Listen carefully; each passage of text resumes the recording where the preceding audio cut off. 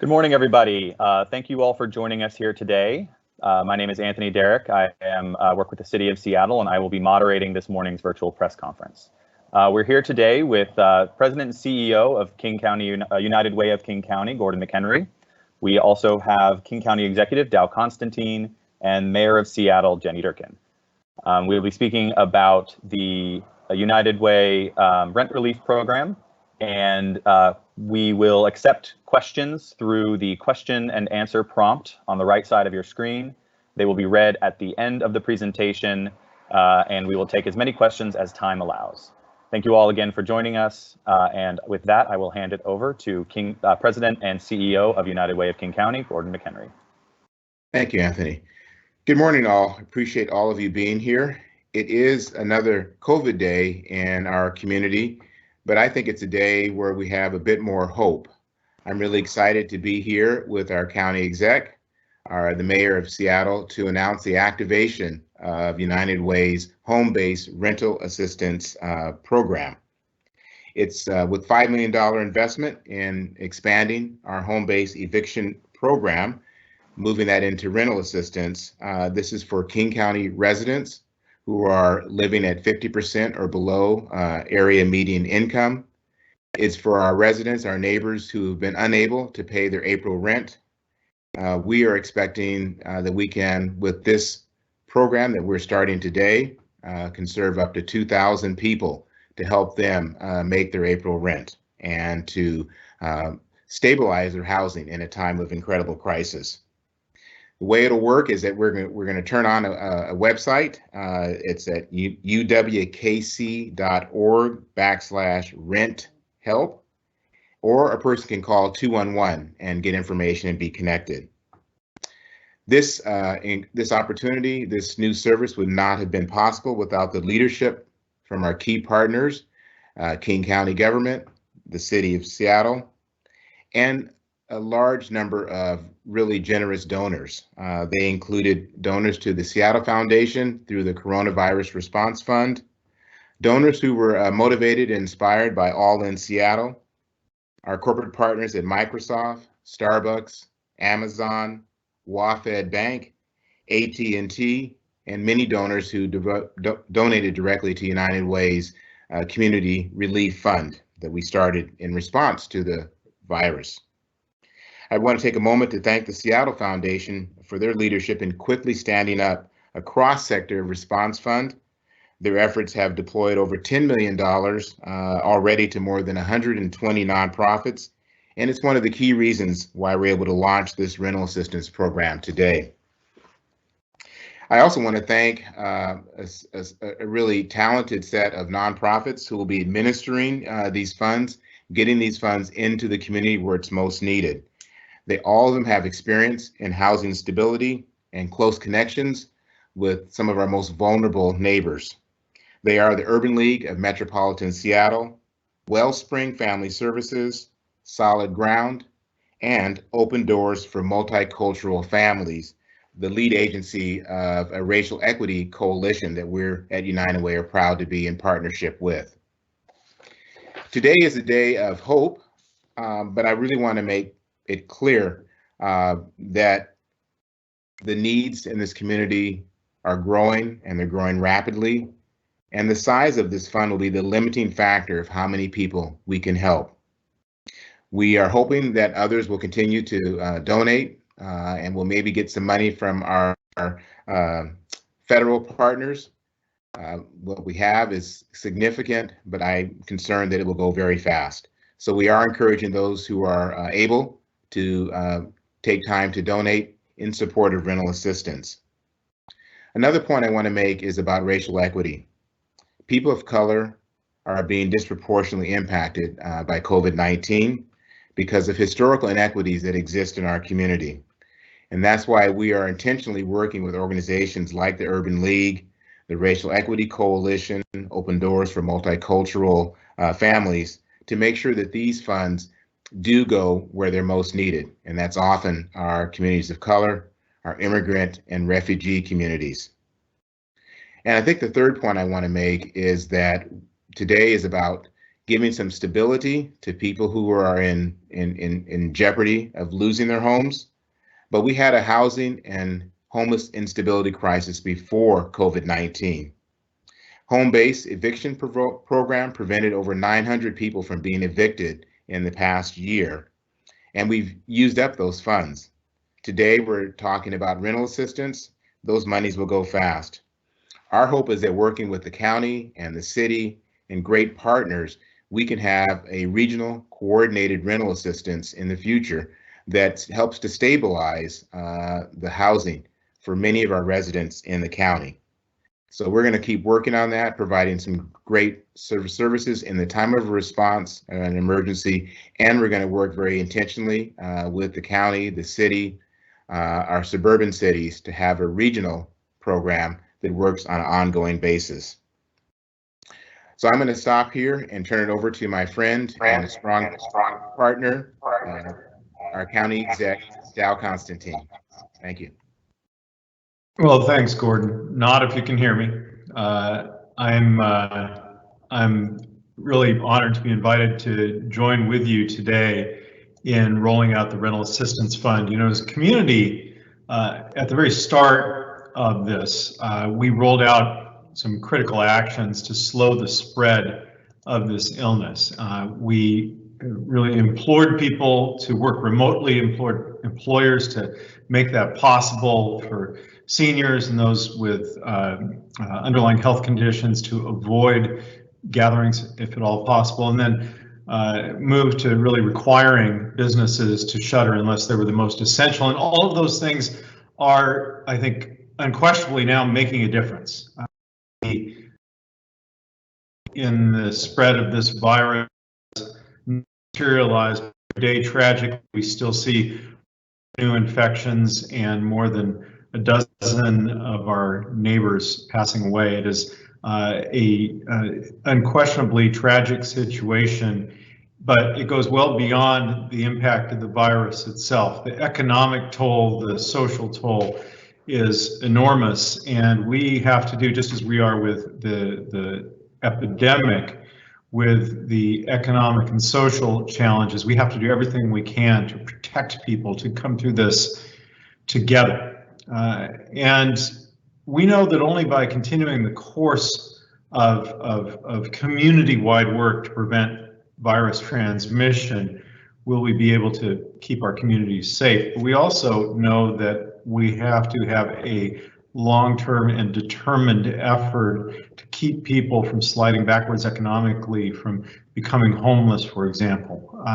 We are very concerned about the consequences of this sudden and massive economic dislocation. And that the place where that has most evidenced itself, even before this, in our region, is in housing and housing insecurity.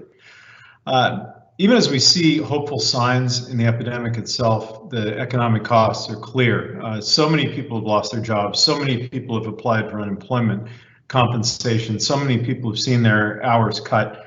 And we're very concerned about what this means moving forward. Well, the governor, first the mayor, and then the governor appropriately ordered that there would be a temporary halt on evictions. But of course, that does not mean that rents are not due. It simply means that in the very short term, people are not going to necessarily become homeless as a direct result of their inability to pay the rent.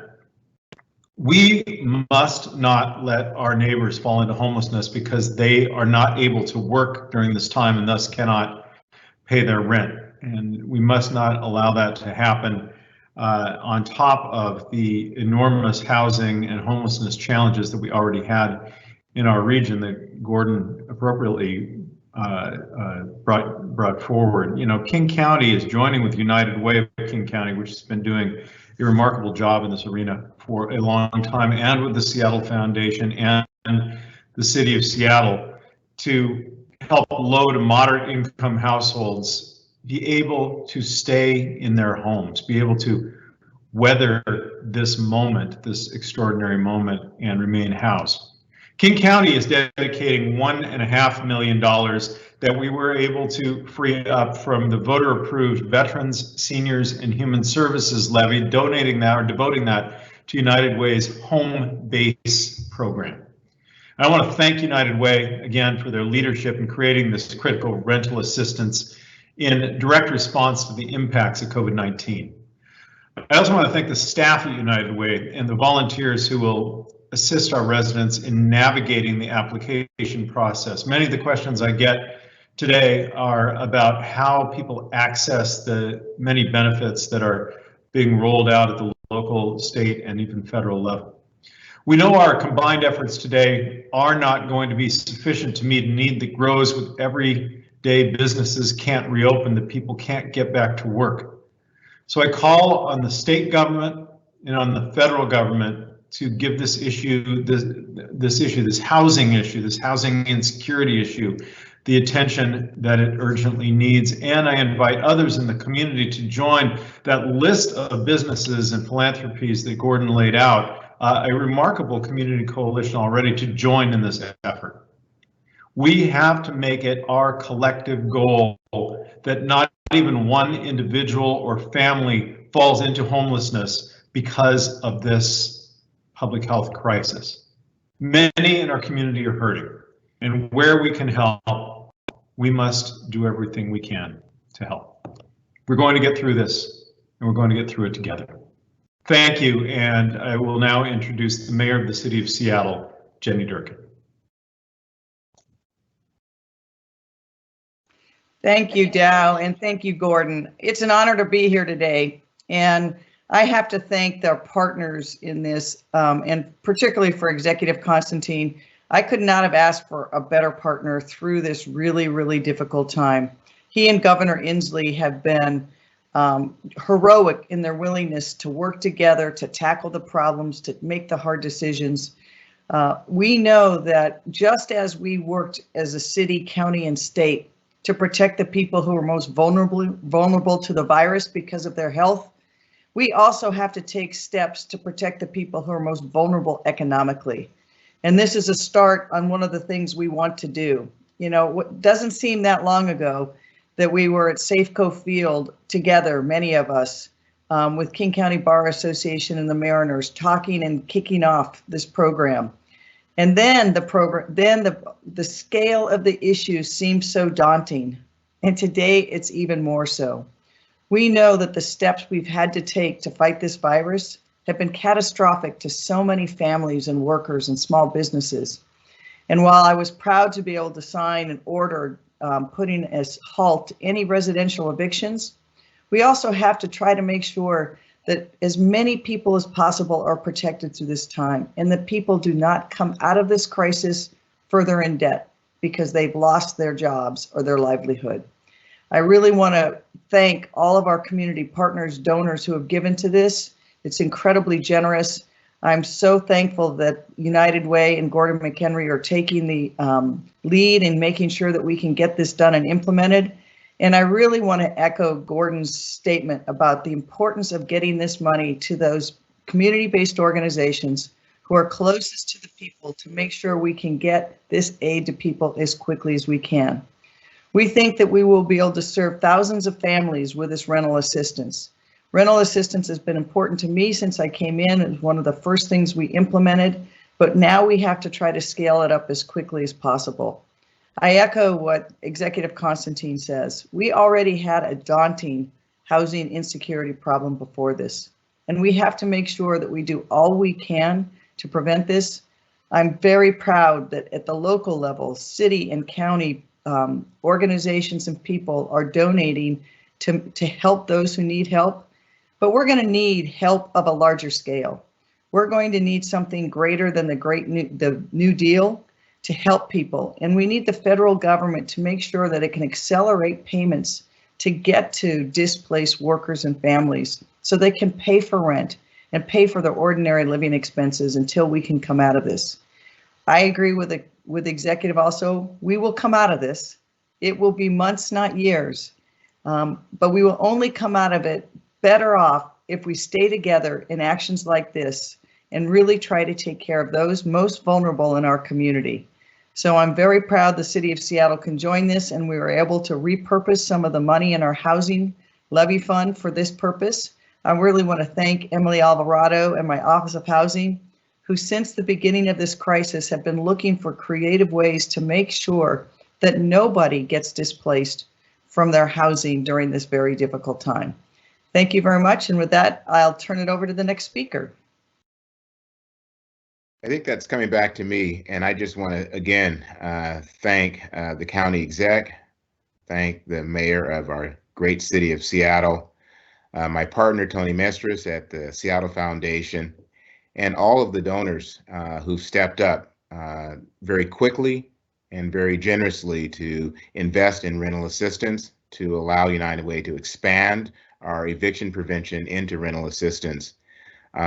I think the greatest societal challenges require public, private, nonprofit, philanthropic partnership. COVID-19 is clearly one of those situations. What we're accomplishing today and beginning today represents a great coming together. I couldn't be prouder to be leading United Way in a community like King County, Puget Sound, where we have people who are so courageous, they're compassionate, and they're caring. And I would encourage those who've not yet heard about this or had an opportunity to invest, spread the news and invest, because the need is great. It continues to grow. We're going to put this money in the community this week, next week, and I think the need will still be there. And we need all of your help to help our neighbors in need. Thank you so much. And Anthony, I'm hoping that there's some questions, and all three of us are here to answer. Thank you very much, Gordon. There are some questions. So we'll keep you up because the first ones are going to be for United Way of King County. Okay. From David Croman, Crosscut, from what I've seen in the past, home base has often been offered to people who are in eviction court. How will these funds be distributed to people considering eviction proceedings have mostly stopped? That's a great question. What we're doing is going to be an online portal. It'll be very straightforward. If you are living in the county and you're at 50% AMI or below, and there's some guidance on what that means based upon size of family, you would log in, you would identify yourself through a portal. You would provide evidence that you are behind in your April rent, been unable to pay your April rent. And then one of our case managers associated with those 5 organizations would contact that person and follow up, get the information they need, and then make a payment directly to the landlord to address the April rent. Thank you very much. Tracy Record, West Seattle blog. Is this a separate effort from agencies that already provide emergency rent assistance? In our area, for example, the West Seattle Food Bank and Helpline, or is there any partnership with agencies like that?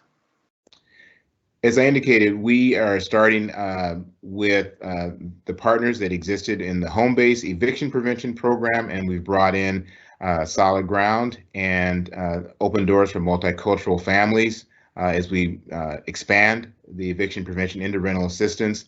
We are very much aware of the other organizations who help with rental assistance, and we are working with the city, the county, and those other agencies to build out a more coordinated regional rental assistance program. But the first priority is to get this money that we've raised into the community as soon as possible, because it is intended to address April rent that has not been paid. And we'll continue to work with other organizations that also provide emergency assistance. Great, thank you very much. From Pablo Gaviria from Univision. Will this aid be available for undocumented individuals, and what kind of documentation will people need to present to apply for these funds? That's a great question. The nature of this funding does mean that we are going to hear a little bit of an echo. It is available for undocumented, our residents and our neighbors who are undocumented. There is no citizenship requirement or expectation that's required. All we need to know is that proof that you live in the county, inside the county, geography of the county, that you're low to moderate income, and that you've not been able to pay your April rent or pay all of your April rent. And and certainly we want people, and there's some of the reasons why we picked the organizations we did. We want people who may be wary of working, bringing forward their needs to come forward and not worry that citizenship is any kind of requirement to receive this money and to stay housed in our county. Thank you. From Tracy Record on West Seattle blog, what is the maximum amount available to any individual or household? A great question.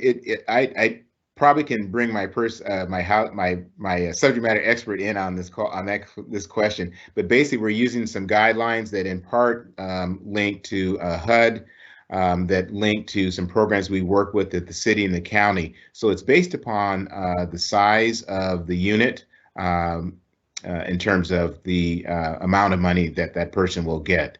But the goal is to mitigate, to remove the threat of eviction because they've not been able to pay the April rent. And we can probably get more specific detail information if that's required in terms of the but it varies based on size of household and size of unit.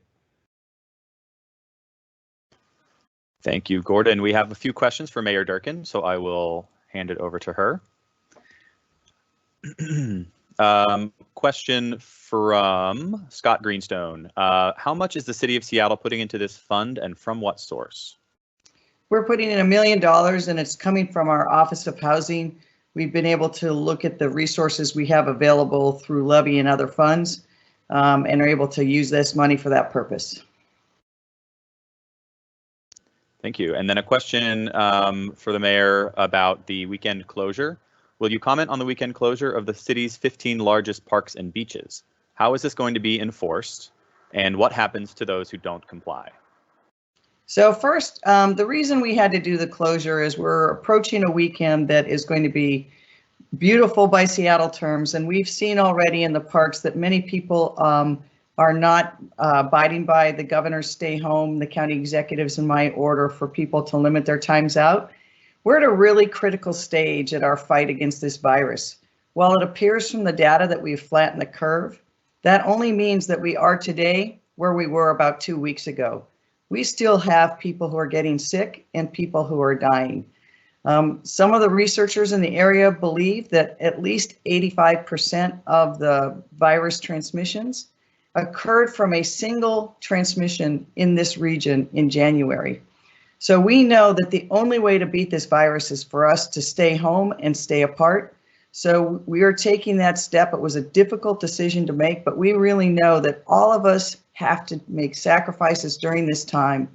We have made so many, and we've seen those frontline healthcare workers who are working around the clock to save our community, and the people we're talking about today who've had devastating economic impacts. We want this event to be over as soon as possible. We want fewer people to die. And so taking this step is hoping that will help us double down. Dr. Fauci has said that if you think it's time to let up, you're wrong. It's time to actually put the foot on the gas more, because we have to get to a transmission rate of below 1, which means that anyone who's sick transmits it just to one person. We have to get below that and sustain it for a period of weeks before we can think that we're beyond further transmissions. So we're going to do all we can on that. Enforcement, everybody is their own enforcement. And I've been so proud of the people throughout our county and our city and our state who really are abiding by the stay home order of the governors. And we're hoping that there won't be need for enforcement. We will have park employees there who will remind people not to come into the parks. The parking lots will be locked and closed. And if necessary, SPD is there for backup. But this isn't a time for us to have to resort to enforcement. This is a time for all of us to step up and do what we need to do to keep our community safe. Thank you, Mayor. I would like to briefly interject here to let our audience that if you are asking a question, please put your full name and the agency that you are writing for so that we can consider your question. Once more, question for you, Mayor Durkan, from Erica Barnett. Eviction prevention is a homelessness prevention tool, but for those who are already homeless, is there a plan for after the epidemic is over?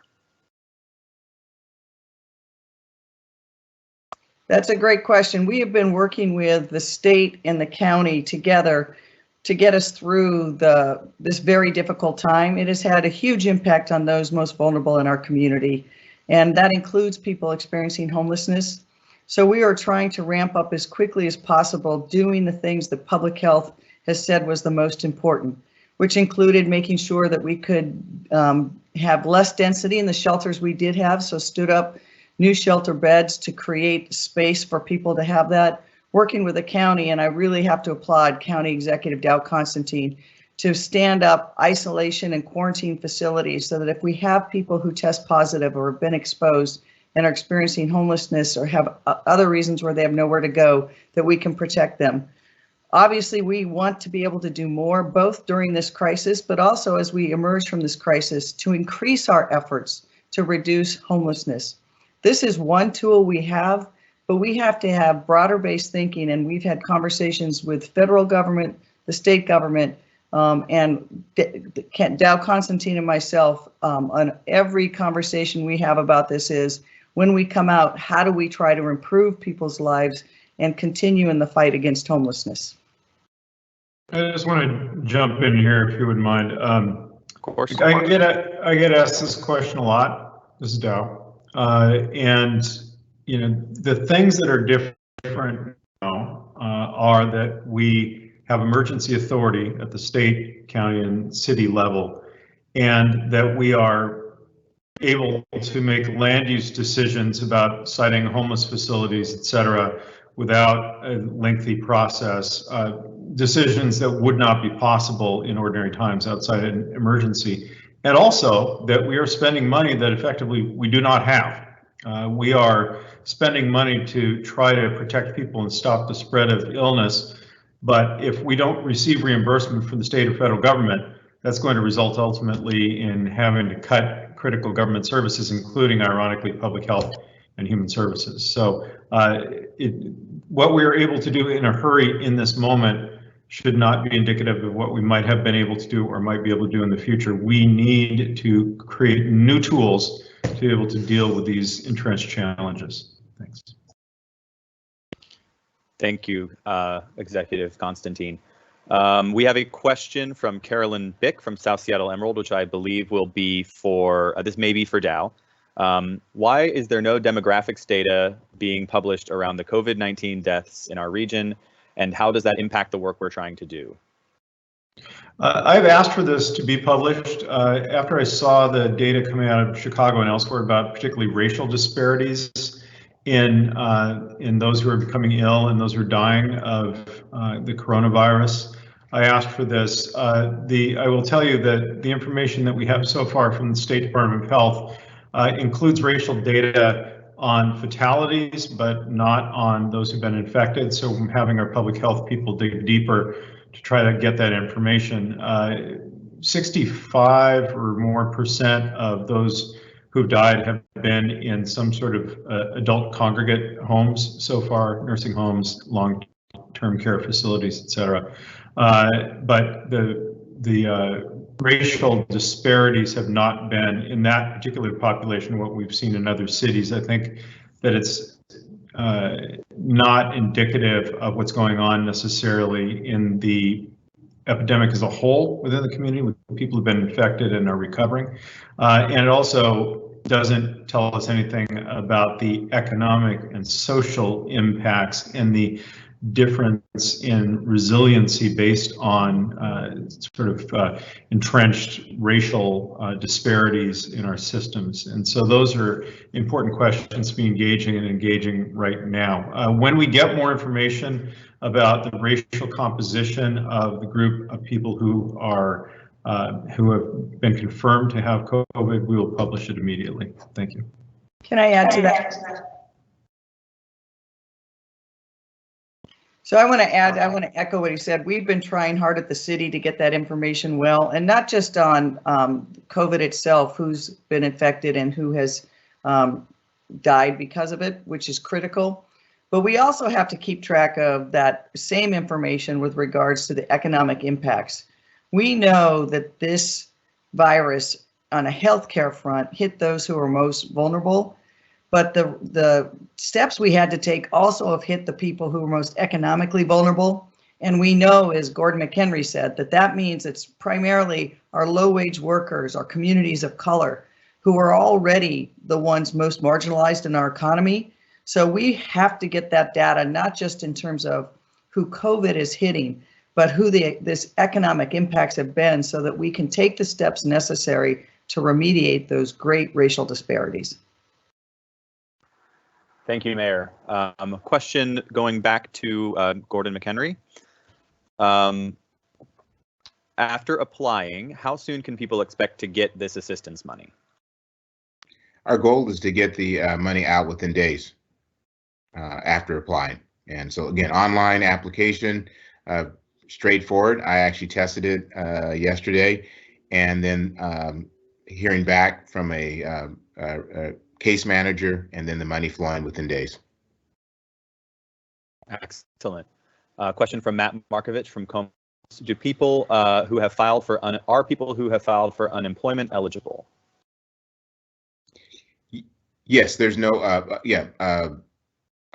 it's independent of unemployment, so that's not a factor. And we're starting with folks who were unable to pay their April rent or pay all of their April rent, and that's what we're going to address, is that gap. Great, thank you. Hey, Another Anthony, question. Oh, let me just add one thing to that. I think one thing that people have not noted is the work that our federal partners, particularly our delegation, Congresswoman Jayapal, Senators Murray and Cantwell, some of the things that were in the unemployment insurance benefits are going to be really important to some of the people we're talking about today, because not only are employees covered, but gig workers are covered. And if you're at a certain wage earning or below that, you can be covered for get an additional COVID bump up, which for many people, unlike previous unemployment, will cover 100% or more of lost wages. So people should look at and apply for those benefits as quickly as they can if they're eligible. Thank you, Mayor. Question from Carolyn Bick, South Seattle Emerald. How long are these grants supposed to last the average family? And will you account for possible rent increases that tenants may not see coming? We, Gordon McHenry here, we have designed this as a one-time grant to eligible families to address their April rent. So that's the short answer. The longer answer is that we are continuing to fundraise, and we anticipate there will be similar concerns in May. And so as I had started the conference, the size of the fund will be the limiting factor on how many families we're able to help and for how long. But we are going to continue to, we want to hopefully support 2,000 families that are struggling to make their April rent, continue to fundraise, and we'll assess where we are and be ready in May with support from this community to continue the work. Thank you very much. Question from Nick Bowman from My Northwest, and this is for Durkan and Executive Constantine. Are there plans to provide similar payment assistance aid to homeowners in addition to renters? Executive, we'll start with you. I'm not aware of any current plans to provide homeowner assistance other than the deferral of property taxes that I ordered last month, which extends through June 1st. We are trying to muster all of the aid that's being provided by the federal government, the state government, and available from local governments, including through our Veterans, Seniors, and Human Services levy, to be able to help everyone through their situation. And we are certainly, have in the mix the fact that some people will not be able to make their mortgage payments, that they may be on a fixed income that's been reduced because of the effects of this virus. So that is an idea that we'll be working on over the course of the next couple of weeks. We do not know yet whether we have an adequate fund source to really make a dent in that. I wanted, when we're done with this question, to come back to the issue of the racial composition of the victims, the disparities in race in this, because I do have some numbers that might be of interest to people.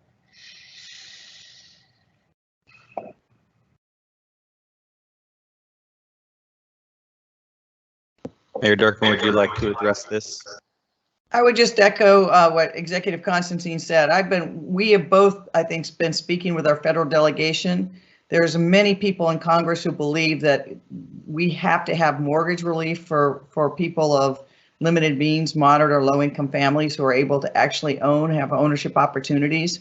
We know that ownership opportunities are a great way to pull people out of and share in some of the prosperity. And there's been some great programs in both King County and Seattle to provide that for our low-income residents. And so I think I would urge everyone out there to, if they're watching this, to contact their congressperson and support that they do some broad-scale mortgage relief at the federal level, because that's the only place we will to get the scale. And they have not only the ability to do it, but because they control the lending institutions and HUD, they could do it at a broad scale pretty quickly. Thank you, Mayor Durkan. Executive Constantine, would you? Yes. Yeah, I went back and I found an answer to this question that I said I had posed. And so this is from the middle of this week, I believe. It's this email I received on the 8th, but it's referring to data that was a few days before that.